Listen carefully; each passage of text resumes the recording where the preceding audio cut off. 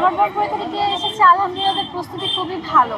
সবার ফ্যামিলিতেই থাকে যে তাদের ফ্যামিলিকে একজন এক্সাম দিবে, তার ফ্যামিলি যে এক্সাম দিবে মেম্বার, তার যেহেতু টেনশন থাকে, তো সবারই একটা টেনশন থাকে যে কীভাবে পরীক্ষা দিবে, তার হেলথ নিয়ে পড়ালেখার টেনশনে অনেক টাইমে অনেক কিছু হয় বা নার্ভাসনেস হয়, তো তাকে সাপোর্ট দেওয়ার জন্য সবার একটা টেনশন থাকে। এখন সবারই তো একটা আশা থাকে ফ্যামিলি থেকে যে আমাদের যে পরীক্ষা দিবে সে অবশ্যই ভালো করবে।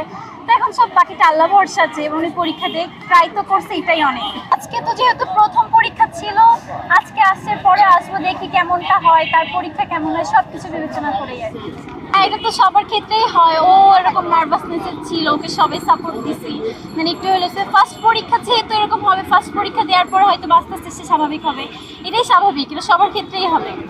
আমার বাবা মা আছে, আমি আছি, দেন হচ্ছে আমার বাসার যে টিচার পড়ায় তারাও খুব মেন্টালি অনেক ওকে সাপোর্ট দিছে, দেন ওকে সব কিছু বুঝাইছে ভিতরে কেমন হবে বা কি কি করবে, কীভাবে লিখবে, সব কিছুকে মানে ওকে সব বুঝাই দিচ্ছে।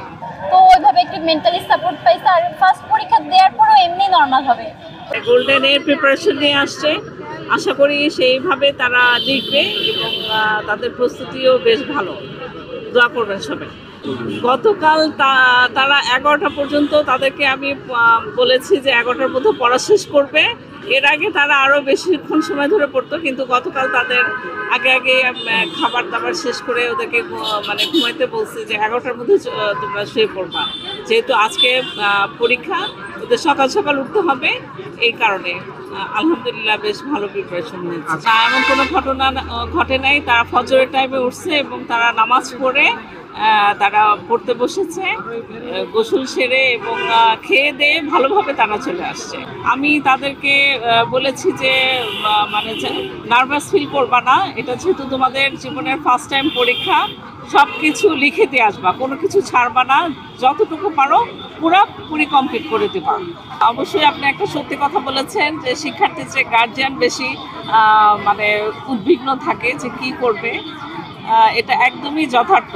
কারণ আগের যুগে আমরা এরকম দেখি নাই, মানে প্রিপারেশনটাও এখন তো যেহেতু মোবাইলের যুগের ছেলে মেয়ে, তাদের কাছে এরকম মনেই হয় নাই যে তারা পরীক্ষা দিতে আসতেছে বা এরকম, তারা অ্যাজ ইউজুয়াল ভালোভাবেই ছিল, তাদের মধ্যে আমি কোনো উদ্বিগ্ন দেখতে পারি নাই আমার ছেলে মেয়েদের মধ্যে। পরীক্ষার প্রস্তুতি মোটামুটি আপনার দেশের যে অবস্থা সেই অনুযায়ী আপনার ওরা কিছু সময় পাইছে, কিছু সময় পায় নাই, মাঝখানে গ্যাপ গেছে।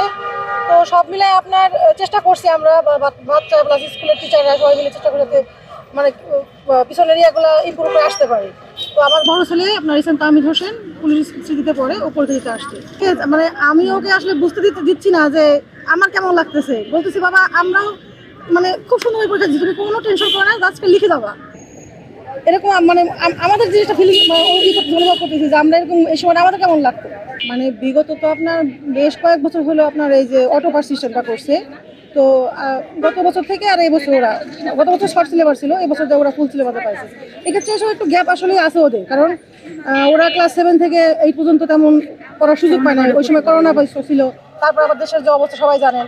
তো এক্ষেত্রে আপনার এখন ওদেরকে আমরা এইগুলো করার জন্য আপনার মানে ভালো করার জন্য সবাই চেষ্টা করছি, এখন বাকি তো আল্লাহ ভরসা। কিছু আসলে মানে আমরা এখন ওইভাবে পাইনি যে আপনার প্রশ্ন ফাঁস হয়েছে কিনা, মানে আমরা আসলে ওইভাবে পাইনি। আমাদের থেকে আমরা চেষ্টা করছি যে তোমরা বই পড়ে লেখো না। ওদের আসলে আমরা একটা মাত্র বোর্ড পরীক্ষা দিতে পারছি, একটা পিএইচসি, ওরা জিএসসি অ্যাটেন্ড করতে পারে নাই। ইভেন্ট আপনার মানে এই প্রথম আবার ওদের বলা চলে ছোটবেলায় পরীক্ষা দিচ্ছে আর এখন বড় হয়ে দিচ্ছে, একটু নার্ভাস ফিল কাজ করছে যে আমি কি লিখবো বা কি লিখতে পারবো কিনা, এরকম কাজ করছে। তো আল্লাহ ভরসা মানে বলছে যে ঠিকঠাক মতো পরীক্ষা দাও, যা মানে পারবা, ইনশাল্লাহ পারবা।